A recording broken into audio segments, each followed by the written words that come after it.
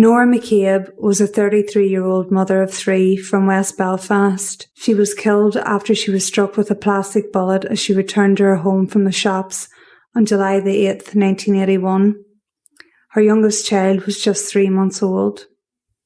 The plastic bullet that struck Norah on the head was fired from an RUC Land Rover under the orders of Senior RUC Officer Chief Superintendent James Crutchley. The incident happened as Norah walked along Linden Street on the same morning that hunger striker Joe McDonald died.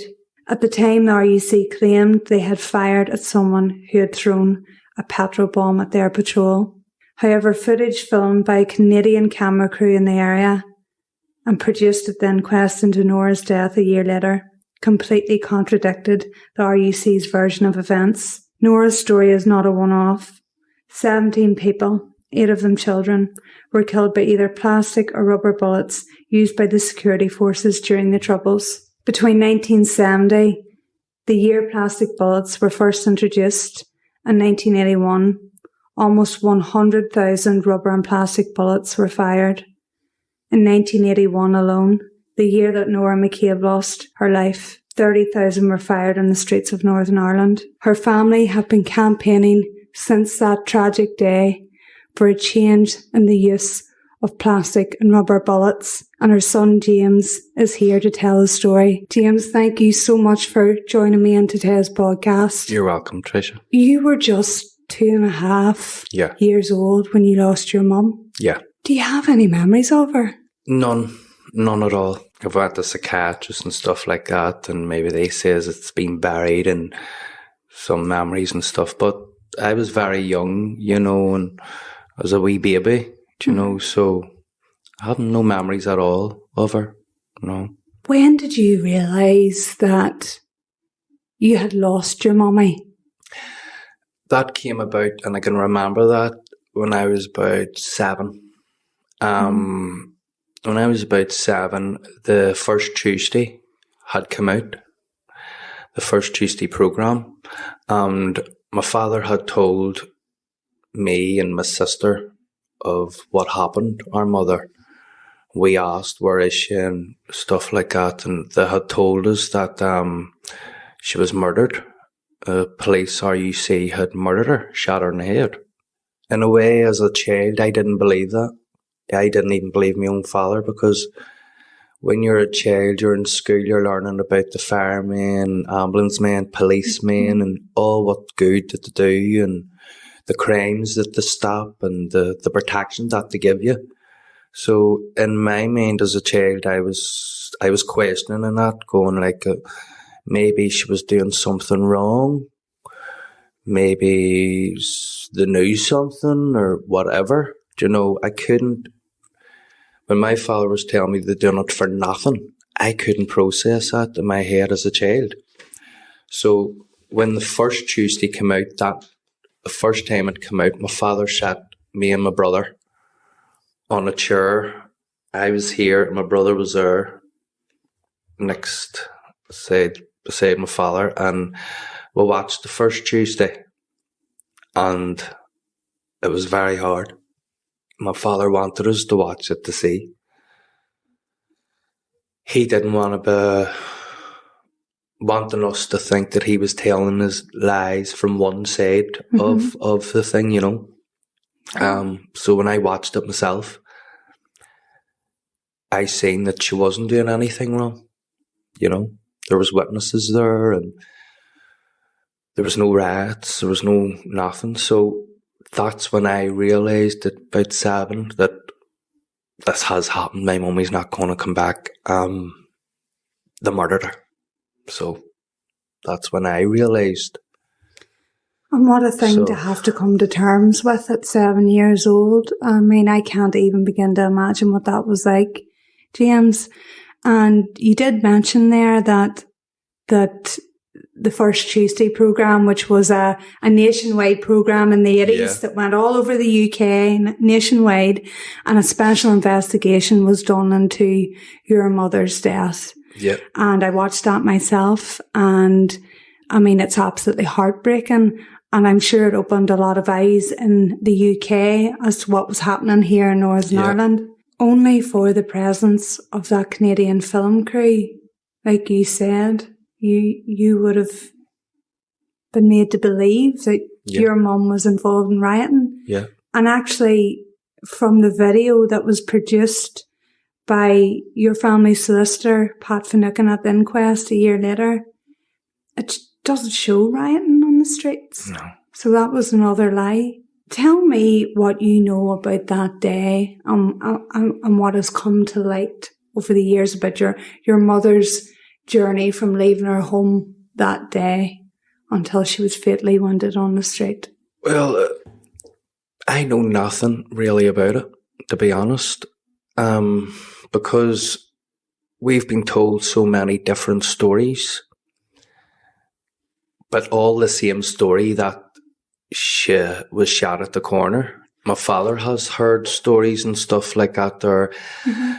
I don't know whether she was coming back from the shop or going to the shop. Now, a lot of people have told us and said that they seen it, that she was coming back from the shop because she had milk in her hand. That's all we know. We just go on what people are telling us, that, of what happened that day. And sadly, because you're not going to get the truth from the RUC, because they have been proven to have lied in your mummy's case. And that's, what impact has that had on you as a family, that, you've had to fight with the RUC, now the PSNI, to still get those answers over your mum's death? In a society where there is supposed to be a police force, ambulance, fire brigade, people who we trust, people who we can go to, I can't phone the police if anything happened to us. Our family can't phone the police. We do not phone the police if anything happened. If we were robbed in the morning, we wouldn't phone the police, because we have no confidence in them whatsoever. None. We are left as kids to go on the rest of our lives with anger, sadness, disappointment, not trusting. Sometimes it's hard when you were a kid to trust in teachers, doctors, people of authority, because police are a big authority in this society and in any society. So once that's broke in the people, that's not just the devastation of one person. It's a ripple effect that goes on. It goes right down the lanes. It's from my sister's kids, our kids, and it's just going to go on and on and on. And it just causes so much mental health. It's intergenerational. And that's what a lot of people who don't know a lot about the Troubles find hard to understand. You were a direct victim of the Troubles. You lost your mummy. You lost your future with your mummy. Yep. And that trauma has been carried with you all your life, James. And do you think, has it got a little bit harder as you get older? Yeah, it does. It doesn't get easier. It gets harder. Are you getting support? And get a lot of support from my family and counselling and stuff like that there, but no support in the whole wide world's ever going to bring her back, and that's all I ever wanted. All the other stuff I can deal with it myself, with the depression and anger and stuff like that. I can deal with that. I've learned to deal with that. I've learned to deal that it doesn't go so far. And it has went so far that I have been arrested myself for assault on police officers and stuff. That was my childhood, But as I get into adulthood, it's a lot harder on your heart. Everyday life, we've dealt with it. My father's brought us up. He's reared us very well. he's taught us everything. Do you know what I mean? And he's got us this far. And my sister, she's just an amazing mother. Your sister was just 3 months old when your mummy died. What a tragedy that she had this little 3-month-old baby and she had 2 wee boys at home and she went to the shops and she was brutally murdered. Because that's what you would describe it as. Yeah. She was brutally murdered in the street. You have found support along with 17 other victims' families. That's 17 victims who lost their lives to rubber and plastic bullets. 8 of those were children. Mm-hmm. You're campaigning for an end to the use of rubber and plastic bullets. Yeah. I think it's more plastic bullets now. Well, they have changed it till this bullet here. It's an AEP bullet. They sent us a letter. This is an AEP bullet.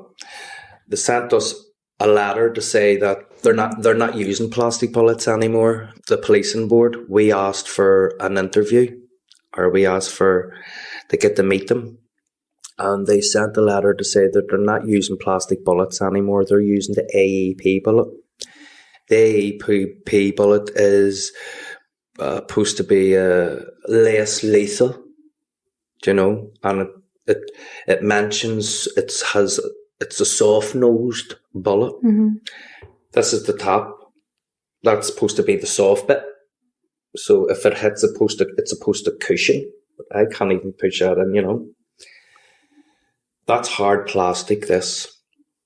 Now, it's a bit smaller than the old plastic bullet. The old plastic bullet might have been about a lot bigger than this, and pure hard plastic.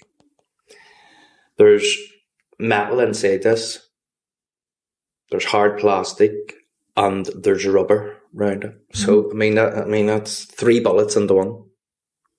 How is that less lethal, James? That's what I want to ask them. That's the question that we want to ask them. And how do you think that that's less lethal? Maybe it's less lethal because they haven't shot anybody in the head. There has been a lot of people unreported who have been fatally injured with these. They're still doing a lot of damage. I think the PSNI are maybe being careful that they don't kill anybody with these bullets, because maybe they want to keep the bullet. They want it banned. But why do they need to use these bullets, James? What is it that your family and all the other families and campaigners are being told as to why these bullets need to be used? Because human rights organisations have spoken out against the use of them, politicians as well. There's been countless reports, even done by doctors here, about how lethal they are. So why are they still using them? They have a reason to keep their bullets because, Ireland, Northern Ireland has always been known as riots. There's always going to be a wee bit of a riot here. Do you know what I mean? So they have the excuse to keep it. In England, they don't use them in England. They never ever used them in England for crowd control. And why don't they use them in England? What's the reason there? Well, the thing now, they were too dangerous for crowd control, right? But now, just last year, it has been passed that they're using them now in England. They've started using them in England. There has been, I think, 1 or 2 people have been shot with these bullets. So they've started using them in England now. That must be absolutely frightening for you as a family, because I'm sure you don't want anyone else to go through what your family have gone through. No, definitely not. Definitely not. It just rips a whole family apart. It really does. Something like that, because it's not like a natural death or anything like that. It's their lives have been took away from them, from the very people that we are supposed to trust, the very people who are here to protect us. So where do you go from there? What do you tell the future generation? What do you tell them about the police force? James, when do you recall really looking into your mommy's case and that of the other 17 victims? Was it a little bit later in your teenage years? Was it when you were an adult? Was it straight away? No, straight away. As we were kids. As my father was campaigning all the time, there was always photographs of them, booklets, and when I was young I used to put leaflets round the doors, booklets round the doors of all the victims, you know. Julie Livingstone, Caroline Kelly, Frances Roundtree, Seamus Duffy, they were all... I was looking at them as a child and looking at them as kids. They were murdered, do you know. That set a lot of fear into you, do you know what I mean? Because you were afraid that I'm a child, I get a shot and they're not going to care about it. It must have been traumatising seeing the images of little Caroline in her coffin, and the family released that image to show what plastic bullets had done to that little girl. Yeah. When you saw those photographs, were you shocked? Were you slightly desensitized being from, West Belfast in the middle of the Troubles? How did you feel when you saw that? Definitely shocked. Shocked to think that, oh, that's final. They're in their coffin. That's final. They're not in the hospital. They're not injured. They're dead. Do you know? Mm-hmm. That's how far the RUC went. I couldn't, as a child, you always try and find excuses for things like that to make it better for yourself in your own head. But I couldn't find anything. And that's what was so soul destroying about it and so distracting in you, you know. There was nothing, you were just told this child was shot for no reason. And you would have loved for someone to say that something did happen, because then you could process it in your mind. Do you know what I mean? And then you were also dealing with the realisation that your mommy was shot for no reason. Mm. She only went to the shops and that was it. And so did the campaigning alongside your dad, Jim, help in any way? It helped in the fight. You knew you were never ever going to give up.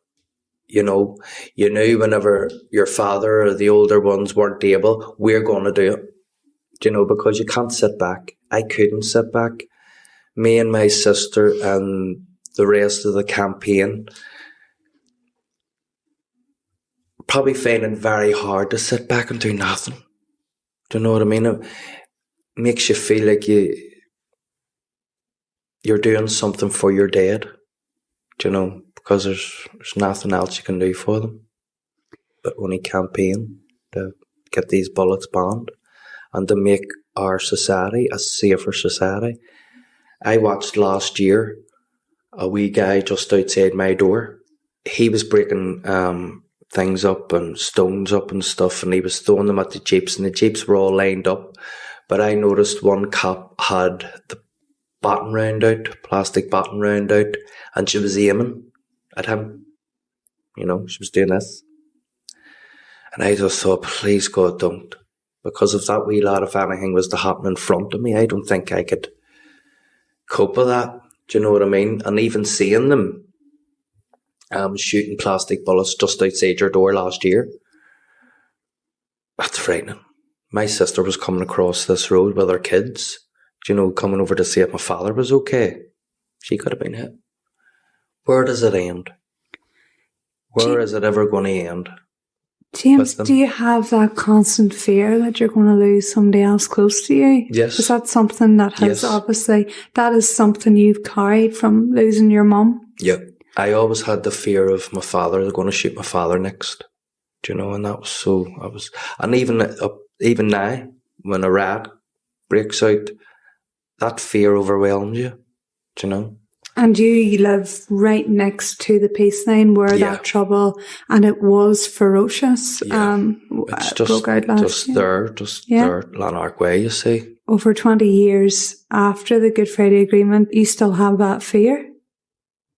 It seems cruel. It seems unfair. Very, very, very unfair. Very unfair. It works for a lot of people, but thousands of people it's not going to work for because the damage is done. And no one's making the damage any better. No one's even attempting to make it any better. The British government are still lying through their teeth. No soldier or no RUC man has ever been even a fine. Do you know what I mean? They've over your mum's got a case. fine over my mummy's case, over all other cases. Do you know what I mean? All them ones that was murdered in Ballymurphy and Spring Hill and Westrack. Just a couple of years there, we were at the High Court. We faced 3 judges.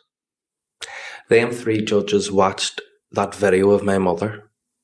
And what they come up with, well, she could have been shot in one street and trailed round to the other street just to blame the RUC. They knew that she was hit with a plastic bullet. They knew the damage. The damage it done to my mother's head, she had no way of survival whatsoever. It just shattered her whole brain. It shattered her whole skull. Them bullets are fired at 70 miles an hour. And if that hits you in the head at 70 miles an hour, yeah, I don't think you've any chance. Anybody has any chance of it, do you know? Your mum was hit on the back of the head from 12 feet away with one of these bullets. Yep. The regulations that were sent out to the RUC in using these was that they were to be fired from a certain distance away. What was that distance, James, that they should have been fired from? That distance was 100 feet, right? They were only to be shot below the waist. I don't know why they brought all these things out to break them. They knew they were going to break them anyway. Do you know what I mean? Every one of them was broke. In Israel, they're using plastic bullets and they have kind of the same rules that come with them, do you know, as ours. They're not allowed to be shot above the waist.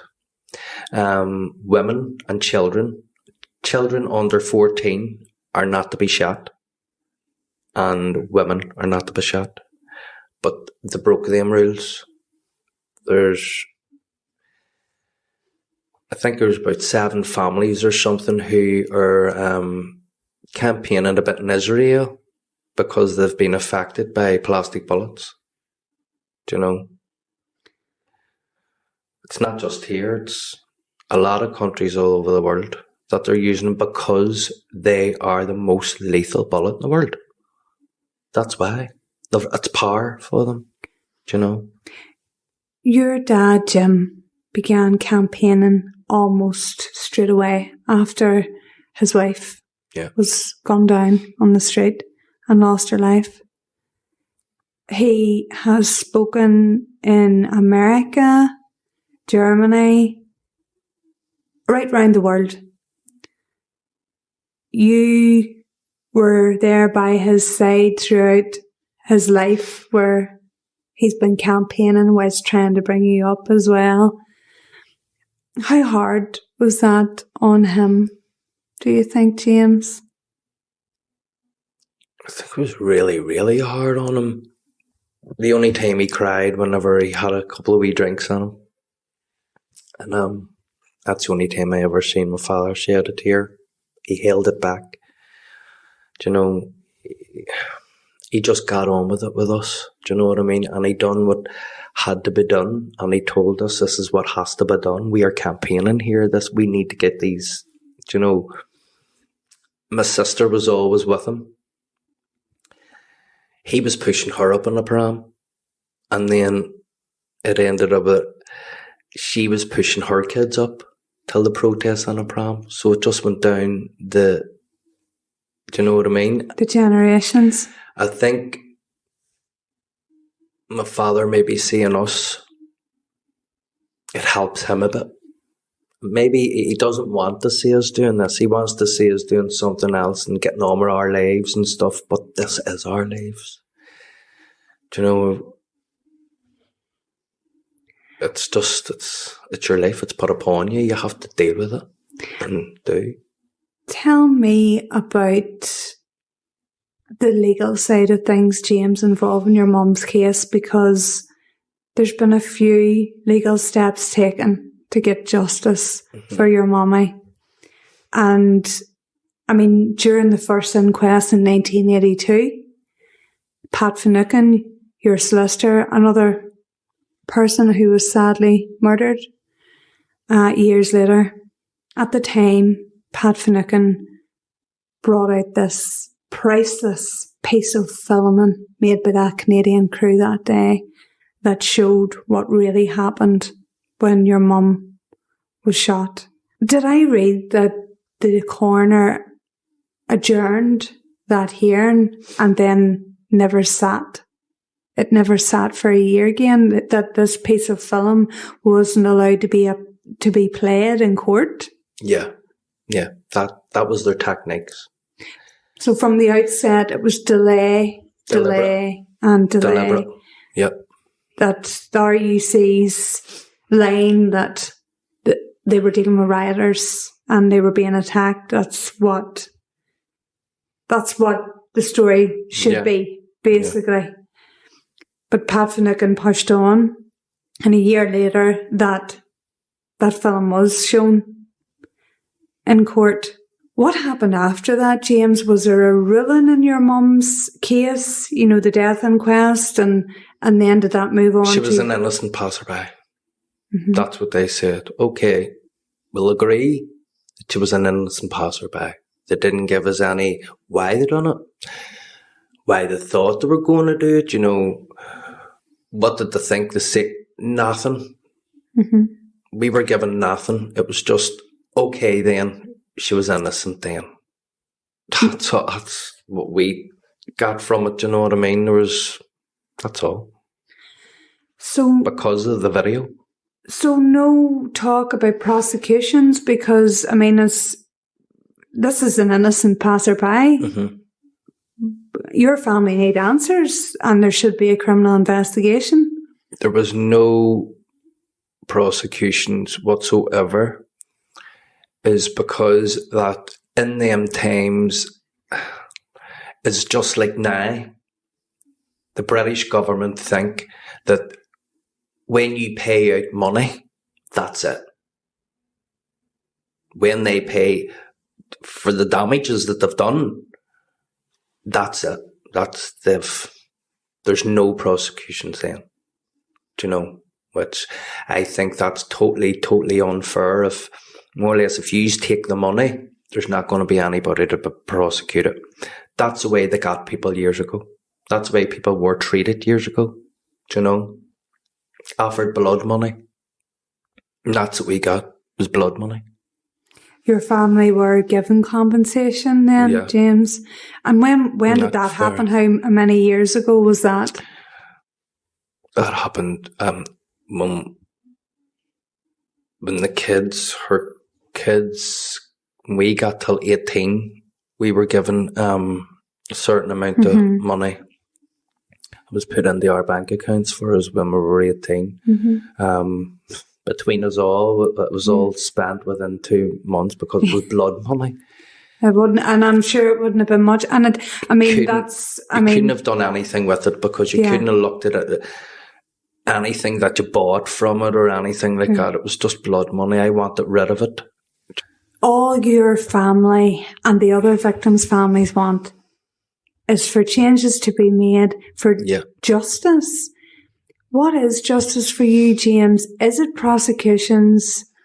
Justice for me is that the British government come on national TV and tell the whole world what they done and why they done it. That's justice for me. We already know our loved ones are innocent. We don't need demons to say that our loved ones are innocent. We need demons to tell why they done it and will it happen again. We need to be reassured that this isn't going to happen again. because this could happen again. It's opened. There's no law to say that these bullets are not to be fired at all. There is no British justice at all. There is none. They're going to protect their own. We need the courts to change, to be on everybody's side, to be fair. The courts were never ever fair, and they're still not fair to the people. Do you feel your family has been failed by everyone who was supposed to have helped you? Yes. Yes, most definitely, yes. Yes.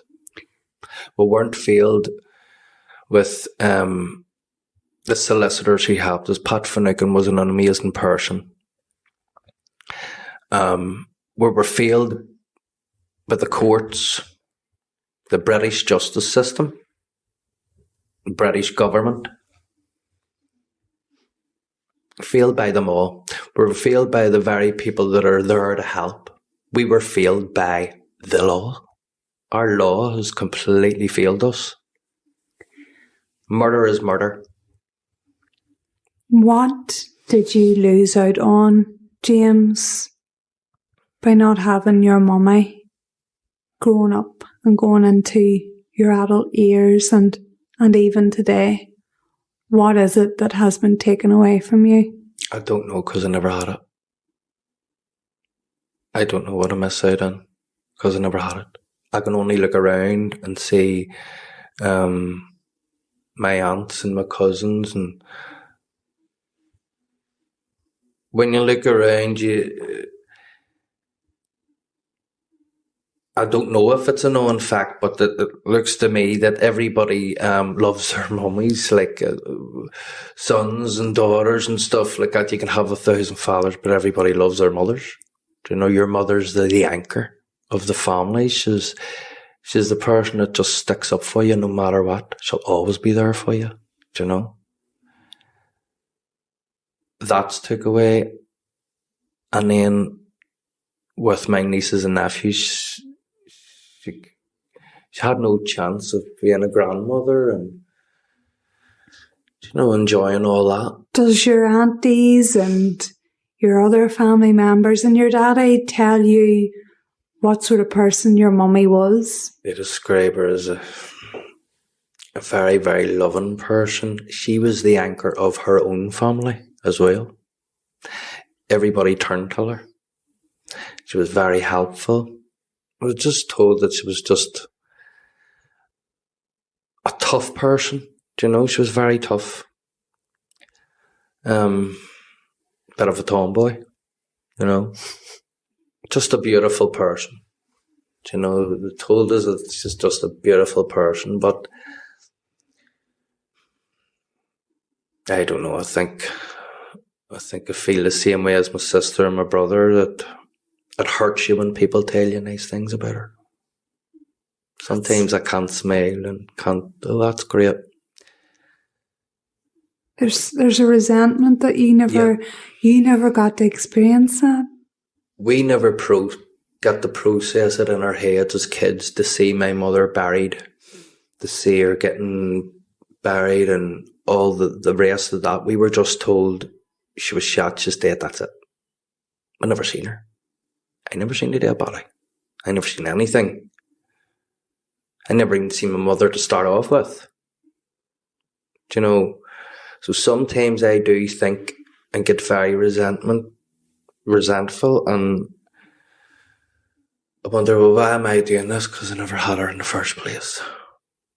And then I get angry with myself thinking that. But that's what's left in families and generations, because this will just go down the generation. Do you know what I mean?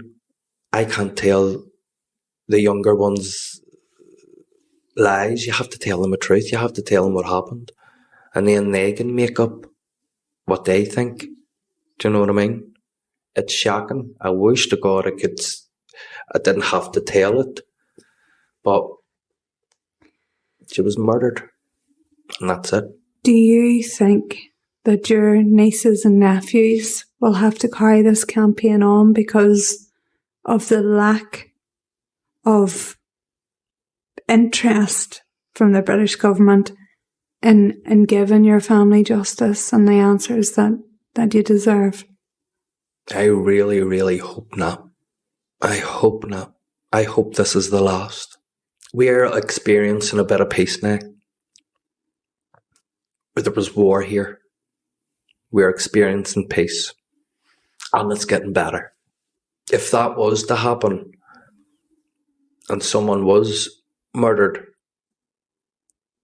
again, that would just put everything right back. Do you know, people's emotions, people's mental health, everything. I don't want our kids to go on campaigning. I don't want them to do this because it takes away half your life. It really does. Sometimes I come home from meetings and it's very, very, very emotional. Do you know, it's very hard. Not only just for me, but for all of the families. I've listened to a guy talk about his sister. You know, he's seen her get murdered in front of him. She was a child. That's heart-wrenching. It really is. You won't stop campaigning until something is done. Yeah. The next event that you actually have, and it's all the families, the loved ones, and of the 17 victims. I mean, there's thousands more who have been wounded and left blinded and disabled. So many victims of these lethal weapons. On July the 17th, there's going to be a special event in memory of the 17 people who've lost their lives. Tell me a bit about that, James. We want their stories out there. We want their faces on every wall so they're not forgot about. And it's very important to get their stories out there because they haven't got a voice. We need to be their voices. On the 17th of July, we're having a march and we're getting a new mural done of them. That's kind of the start of our campaign again. After my father and the rest of the older ones, this is the next generation coming up. And this march is to tell and to let the British government know that we're not going away. We'll never ever be going away. We will keep on fighting. We'll keep on fighting for the 17 and for the rest of them all over Ireland. If we don't, who's going to do it? We need to let our next generation know that if this happens again, if this comes up again, this is what yous have got. Do you know, the British government might let you know or tell you that you've got nothing. Make you feel like you've got nothing. But you've got to fight and use it and do it. And do exactly what we're doing. And you will get somewhere. Because my father and the rest of them, they managed to get rubber bullets bombed. Do you know, they managed to get it out there. They managed to get help. They managed to get a lot of media coverage on it. That's what we're going to keep doing. Do you know? And what is the goal, James? What is your goal for you to be able to eventually say, we don't need to campaign anymore? What is that? Or do you know? My goal would be that there is no projectile weapons at all used on the people. There's no need for them. They don't use them in England because it's too dangerous for crowd control. They've got their water cannons. They've got their batons, they've got their shields. Is that not enough? And until they stop firing bullets at children, that's when we'll stop. What's a bullet till a brick? A brick and stones and sticks are no match for these bullets. No match whatsoever. So our aim is to make it a lot more peacefuler in a riot situation. We seen our community group here calm a lot of it down, and they done 80% of the RUC PSNI's work that night of the riots. They did. They calmed it down. They got the kids out of the area. Then the PSNI came in. and pulled their guns out and made the kids worse. So once the kids seen these guns, they started throwing more stones and blah, blah, and blah, blah. Do you know, they need to keep these bullets up because these bullets are still being made. They're still being stockpiled. They can only use these bullets, have these bullets for 3 months. Then they have to get rid of them and get more in. So that's the way these bullets are going, do you know?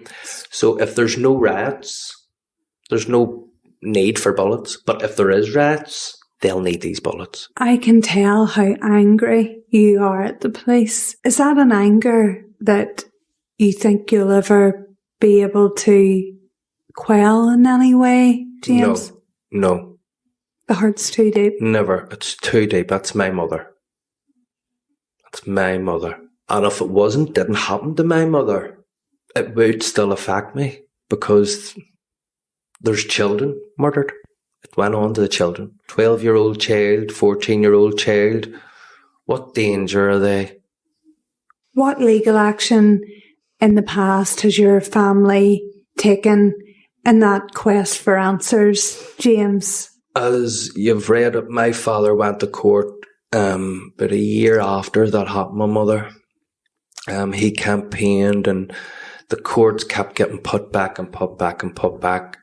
The reason why I think they were getting put back is because they were giving the RUC men a chance to get old. So whenever they're too old, they can't appear in court and blah, blah, whatever. That's their techniques. That's what they've always done. We took another case out against them on behalf of our niece, my mummy's granddaughter, Norah. That was the last one in the High Court. We took out legal action to see if anyone would be brought to court. We were told that all the RUC men in that Jeep that day are all dead. We weren't told their names, when they died, whatever. We were just told there's no one to prosecute here. So what's the point? We have no one to prosecute anymore.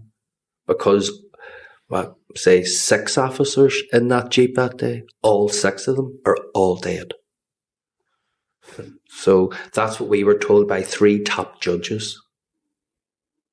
And as a family, we've agreed we're not going to put ourselves through that again because we know. But there's other ways to skin a cat, as they say. So maybe in another year or 2, or maybe tomorrow or next month, we could take more legal action against them, but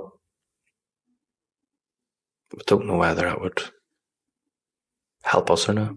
What's the one thing that you would like people to remember about your mum, Norah? To remember about her personality, you know, because she's always been seen as a victim, plastic bullet victim. When you hear that name, that's that woman who was shot with a plastic bullet.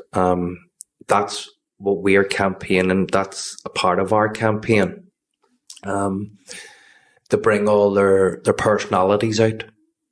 So each family members are going to do stories up of their loved ones, of their personalities, do you know?